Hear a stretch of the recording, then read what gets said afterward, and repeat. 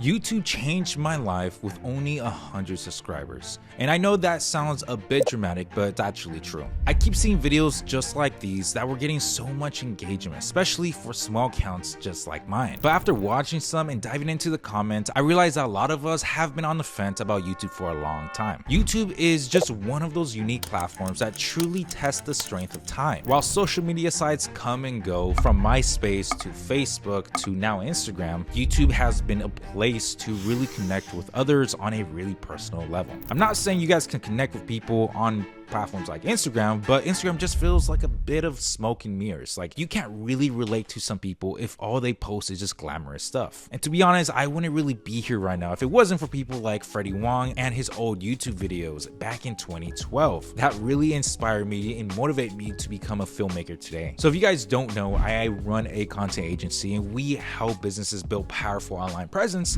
primarily focusing more on short form content. And while creating content for my clients, I realized the importance of jumping into these trends, especially on Instagram and TikTok. And it was great. You guys get the spike of views until it really dies out. You see, we were always chasing the next viral hit until one day, one of my clients named Sean, shout out Sean, wanted to tackle long form content on YouTube. Sean is extremely knowledgeable and passionate about the window business. Like, he used to work manufacturing windows in factories, to selling them, and to installing them. This guy is a total badass in the window industry. And it only took a handful of videos uploaded on YouTube later that his business were getting calls for people all around the country thanking him for his educational content. His business was actually booming locally. And to this day, he thanked me for his rise of fame online. But in reality, I wasn't the reason for his success on YouTube. It was his passion, his knowledge, and his authenticity on camera that made people trust him enough to work with him. And without him knowing, he actually built a community online. While I helped him scale his YouTube journey, the majority of my other clients wanted to scale their Instagram pages. They wanted to be the next Grant Cardone, Tai Lopez, really pretending to be someone that they're not. But I mean, I don't really blame them. That's actually working right now and they were getting a lot of views. But after a while, seeing the same thing working over and over, I realized there's a lack of authenticity in the market, especially on Instagram. And it feels like back in the day, the internet was only for like these funny cat videos and home videos.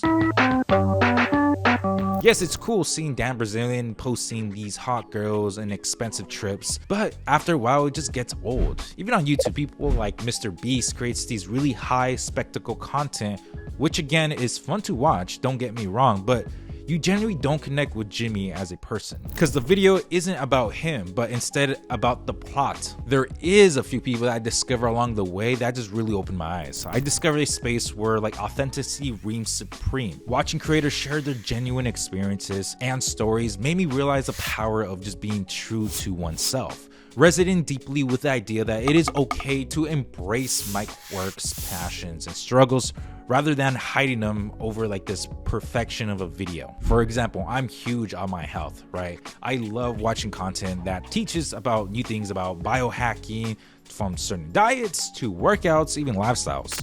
On platforms like Instagram and TikTok, I find myself constrained by like the short form nature of the video. For instance, there's like this difference from someone telling you that cold exposure is good for your body in a 15-second clip, maybe that was clipped from a podcast, versus this long form video on YouTube titled, I try ice bath for 30 days and this would happen. You see the difference? The longer format allows you to dive into the topics deeper and sharing insight, tips, and these behind the scene moments that simply can't be possible anywhere else. YouTube provides this perfect canvas to express in a way that resonates authenticity with both you and your audience. In my experience, platforms like TikTok and Instagram have a place in this instant engagement and gratification. There is this pressure to create content that grabs attention, conforms to trends, and accumulates a bunch of likes and views within just a few hours of posting.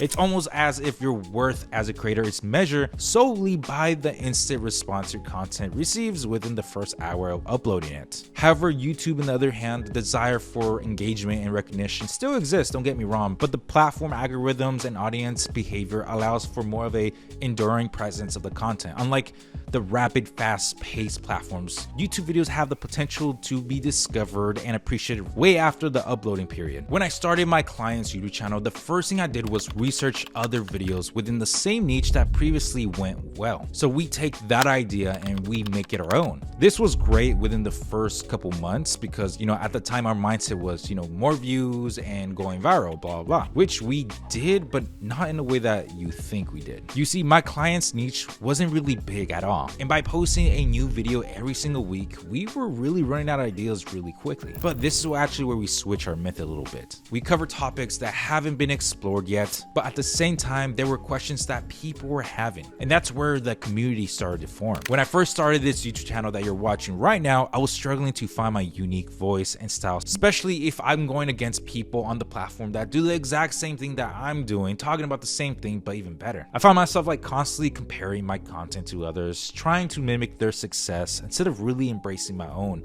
authenticity. I'm not gonna lie, this led me to this period of frustration, self-doubt, and as I felt like I was kind of blending in rather than standing out. But over time, I realized that my greatest strength lies in embracing your own experiences, talking about your own stories, passions, and quirks. I started really experimenting with different types of content until I find a format that actually feels true to who I am. But don't get me wrong, this is a process of trial and error. But with each video, I gained more confidence in my voice and vision. One key breakthrough came from when I actually stopped appealing to everyone, instead of just focusing on connecting with those people who have the same interests and values that I do. If I were to give advice to inspiring creators who is kind of hesitate to start their own YouTube channel, I will say this: don't let the fear to hold you back. It's natural to really feel intimidated by the idea of putting yourself out there on this public platform, especially when you see these successful, polished creators. But remember, everyone starts somewhere. Start by identifying what truly interests you and what you love talking about. Your passion and your authenticity will shine through your content and resonate to your audience. And next, don't really worry about all the fancy equipment out there or perfect editing skills from the start. Use what you guys have available to you and focus on refining your craft as you guys go along. YouTube is this huge journey of growth, both personally and professionally. Also, don't be discouraged by the setbacks or the slow progress. Building an audience and finding your niche takes time and patience. I'm still in that process myself. So stay consistent with your uploads and engage with your viewers.